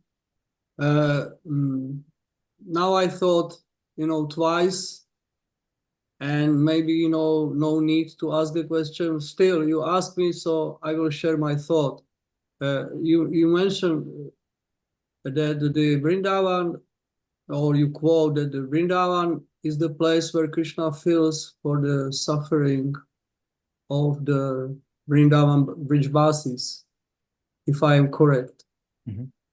And then you extended it into that the devotees, they should feel that pain of other devotees. And so sometime, not often, but sometime, I try also to think how the other devotees are living, what they are, what they are going through, and so on. And maybe one, two, I am able to think of. But then, I realize, hey, they are the third, fourth, fifth, 10th, 20th of devotee, and I have no capacity actually, And then I realize, hey, only Krishna has a capacity to take care, to feel that pain. He is in their hearts. So practically, could you give me some hints how to bring it into practice, that feeling for the other devotees in the practical way? I like you said you have certain limitations. We all have our limitations, but a great devotee like Srila Prabhupada feels compassion for everyone, genuine compassion, where he cries and he feels very disturbed and so much concern for other persons. But we don't feel that. And sometimes even worse, we may try to imitate that. And oh, I understand. I feel, and it becomes like a kind of duplicitous thing where we're trying to get that person's trust in us. We're using that so-called sympathy, but it's not real sympathy. So to your question, how do we develop that genuine compassion? I think it's just like if someone wants to become a big muscle man, they go to the gym and they keep working out, and little by little it happens. So in the same way, if we follow Srila Prabhupada's instructions to go out and distribute books, do Harinam, and speak to people, and we're really trying very sincerely to feel the pain that they're experiencing and the suffering and things, then just like that person in the gym whose muscles are getting bigger and bigger, in the same way, we'll develop more and more empathy and compassion, more sympathy for other persons. And it also helps too if we've suffered ourselves. The more that we've suffered, especially particular things, the more that we can relate to understand the suffering of other people who have the same problems. Krishna Kun, you have some comment? Did I get it right, Nila Madhav Prabhu, that your question was more referring to the limitations we have in trying to help others? Like there are only so many that we can help without like being crushed ourselves? Yeah. I don't know. Did you address that? I thought That's that you what addressed with that, therefore we have to increase. or the muscle, we Yeah. have to increase our capacity. Yeah, we increase our capacity like that. And that comes by the mercy of Guru. Guru is Krishna Kripa Srimurti, is the embodiment of Krishna's mercy. As we sometimes speak from the Bhakti Sundarbha, Jiva Goswami explains that Krishna does not have mercy. Mhm. Very shocking statement. Jiva Goswami says it. Because Krishna, he's Satchidananda Vigraha, he's always blissful and things, and therefore he doesn't understand the suffering of other people. And if you can't experience someone's suffering, then you can't really be merciful. So if I say that Krishna's not merciful, as Jiva Goswami says, then you're going to be unhappy because we're all praying to Krishna for his mercy. And we're saying, hey, Krishna Karuna Sindhu, you're the ocean of mercy. So then how do we reconcile the two things? Krishna definitely has mercy. He has so much mercy. He has an ocean of mercy. But the ocean of his mercy is the ocean of the devotees. Jiva Goswami explains that it's through the devotees that Krishna gives his mercy. They're the embodiment of his mercy. Because the devotees, they experience birth and death, and they experience their girlfriend leaving them, their boyfriend or husband divorcing them and going away. They experience those pains. And therefore, because they've experienced that pain, they can go out and understand the suffering of others. Just like Srila Prabhupada once was challenged in 26 Second Avenue, one hippie stood up and he said, Swamiji, you say that we shouldn't take LSD, but have you ever tried LSD? And if you haven't tried LSD, how can you talk to us about it? And Prabhupada very calmly said, no, I have not tried LSD, but my disciples, they have. So LSD means that kind of madness, right? So Krishna has his devotees who've taken on the madness of the material world in some ways, like that LSD, so they can understand. Is that helpful, Prabhu? Okay, thank you. You see, if I understand properly, so we can say like there are certain tools like Shravanam, Kirtanam, and so on. And if we use these tools and we practice, then if we are able to please the spiritual master and Krishna by practicing, that they empower us to increase that that capacity to like take care or feel for the other devotees, not only for one, but more devotees. Am I correct in my understanding, Yeah. Prabhu?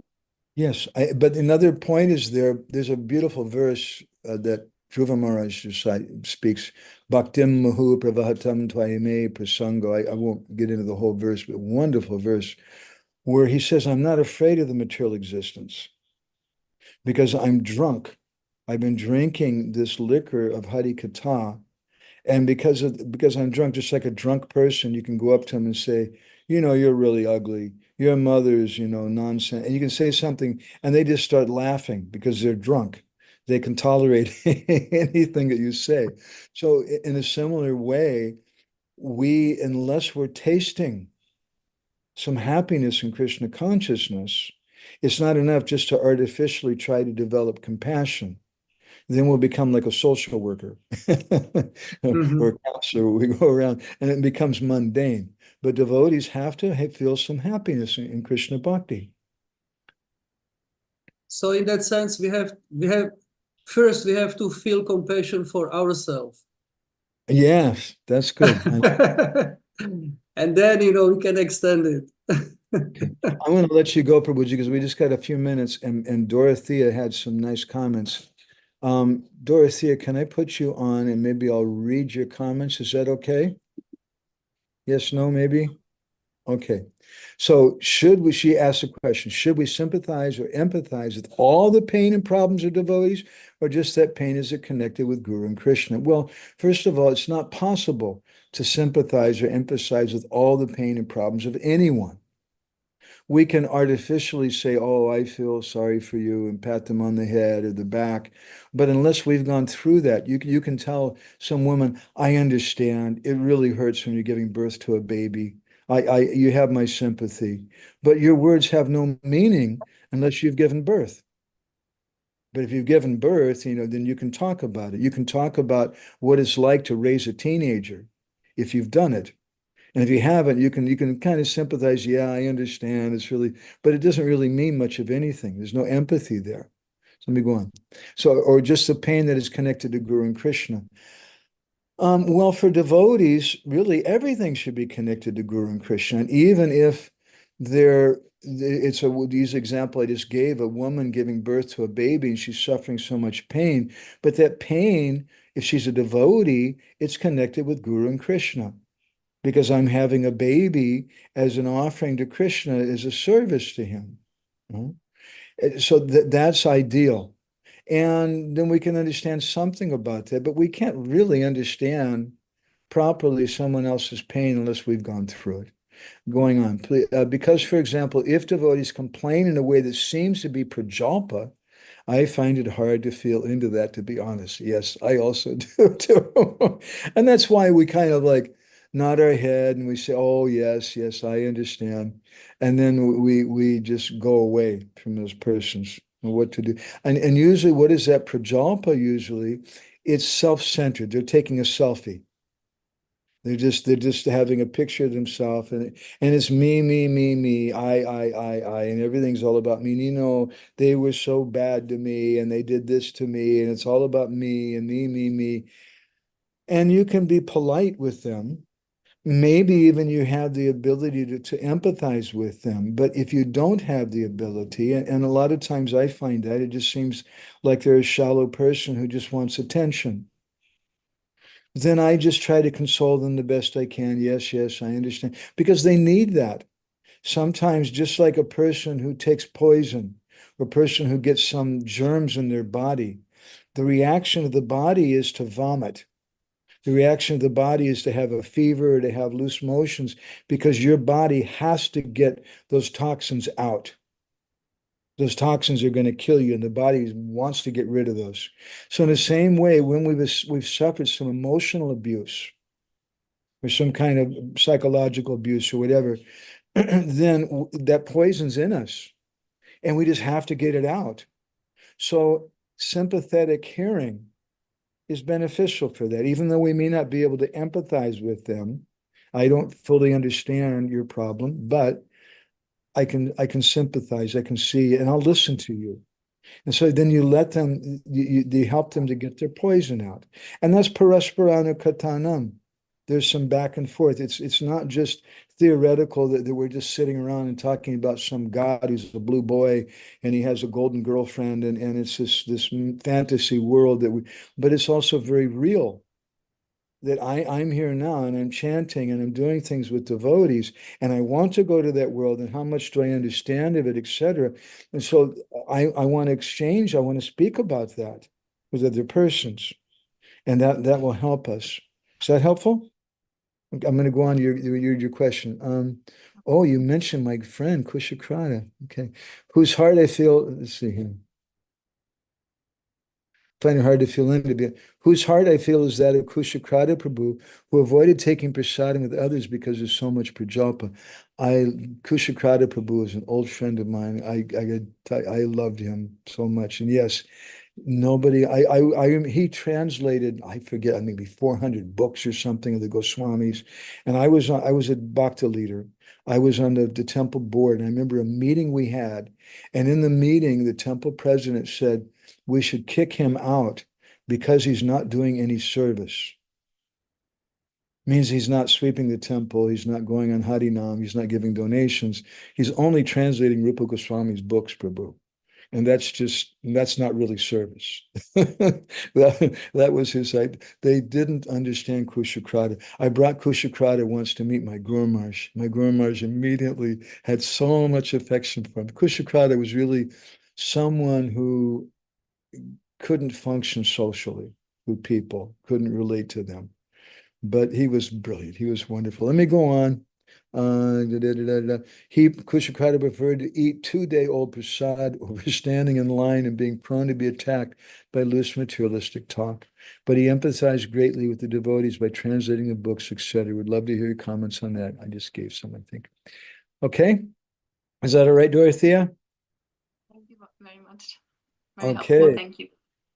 And we're looking forward to when you come to India and Vrindavan. I hope that we'll also be there in Jagannath Puri, and you can come and visit us there. And Raseshwar Prabhu, Raseshwar Gopal's looking forward to it. And maybe even we could just like throw Leela Purushottam Prabhu in a box or something and bring him, kidnap him or something. Would be great. All right. So I know Leela Purushottam. Anybody else has anything they really want to share? I know Leela Purushottam Prabhu does. Anybody else? Leela always had. You want to share something, Leela, and we'll finish? Well, I hesitate time-wise because you all mentioned 6 o'clock. No, I just have to express that I had that question. I will say it afterwards, but I was really blissful when you brought the discussion of how to overcome the covering of the dham with the sambandha with Vaishnava, because I just can't avoid to recall my experiences with going to Vrindavan to visit Indra Prabhu, and no matter how terribly Vrindavan looked like, smelled. How does it look like nowadays? with his help and with his dham nishta and such a strong conviction of the transcendental reality being present there, I could hold on to whatever little connection with the dham, and I still benefit from that. Even now, 1 month back we've been there, and it was quite shocking how that covering progressed actually since my last time in Vrindavan, which I don't want to even say what was the last time. I want to share a comment. Somebody once said something to Radha Govinda Maharaj. Radha Govinda Maharaj is a real bridge basi in so many ways. And they commented to him, they said, Maharaj, all the Delhi wallahs are coming to Vrindavan. And you see that, just the traffic. Yeah. As soon as you come in, and the whole traffic thing just freaks me out completely. And then you go to the temple, and the temple's packed. You can't even move there. And there's just so much money making and material things, and it really kind of breaks your heart. So anyway, this devotee commented to Radha Govinda Maharaj. He said that Maharaj, that now all the Delhi wallahs are coming to Vrindavan. And Maharaj replied that even if Vrindavan becomes Delhi, it's still Vrindavan. I like that so much. Another time he told Krishna Kund and I that he said, if you want to stay in Vrindavan, you can't hurt the heart of anyone. Oh, if you want to reside in Vrindavan, beautiful, beautiful comment. That's the real bridge boss. And then connected to it is my question, which I thought that it's solved actually by that conclusion, because I was immediately like so enthused with that understanding that with the help and sambandha with the devotee, we can overcome that proud Maya covering. Is what is the realistic benefit of the sadhaka devotee who comes to the dham, doesn't have that connection in a sense, or doesn't have it, consciously experienced, and maybe he's even like risking losing his faith in a Dham, seeing what's going on there on that covering, you know.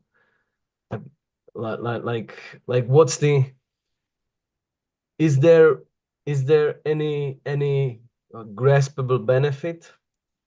Maybe Yeah. one thing comes to my mind, like he has a hope to meet sadhu there who can introduce him to Dham. Vrindavan is such a special place. Even if someone just hears the word Vrindavan, they get some benefit. And Bhaktivinoda explains further some kind of bhakti ummukhi sakriti. Let me share something with you real quick from a letter from Srila Bhaktisiddhanta that he wrote in 1935, which kind of touches on some of the points you're asking about. I was going to speak on this, we didn't have time. He's speaking about persons who stay in the Dham. The mindsets of the devotee householders and the non-devotees are not the same. If those who engage in Dhambas maintain ignorance rather than obtaining transcendental knowledge, and thus take a vow to commit offenses against the Dham, then the followers of Srivasa's mother-in-law and the brahmachari who sustained his life simply by drinking milk will increase. I just came across to say this would have been good in our seminar recently, right, about Shiva Sangam. But so there's a group of followers, he's saying, of Shiva's Thakur's mother-in-law and the brahmachari who are doing something mechanical and external, but they're not really, they're not seeing the Dham in a transcendental way. They're not appreciating the devotees in the Dham. He says, therefore, my request at the lotus feet of the pretenders, he's offering prayers to the pretenders living in the Dham, and their followers is that they may not live in the Dham with their previous inauspicious mentality, because if they do, their destination will be the association of blasphemers, of Vaishnavas. Oh, Krishna. It's a really, really heavy thing. So going to the Dham, Prabhupada often said, and we often quote this, that we see the Dham with our ears. But by hearing Hari Katha, by going and doing kirtan with Ayendra Prabhu and hearing his ecstatic revelation, whenever we go to Vrindavan, we always go to visit Radha Govinda Maharaj, we go to visit Srimati Mataji. That's our favorite two sadhus to go and speak to them. Radha Govinda Maharaj, both of them actually now are having health issues, and we can't always see them, but that's always our principle. We want to go and see some sadhu and speak with them and get their darshan and try to understand something from them. Is that helpful, Leela? Yeah, it's perfect. Yeah, it's now the last comment. It's perfectly supports that Bhagavatam Praman, that one who goes to the holy place just to purify himself and not to hear from the local sadhus, then Saiva Gokara, he's not really getting any benefit. So that's like that would be a Bhagavat Praman for that understanding. Yeah.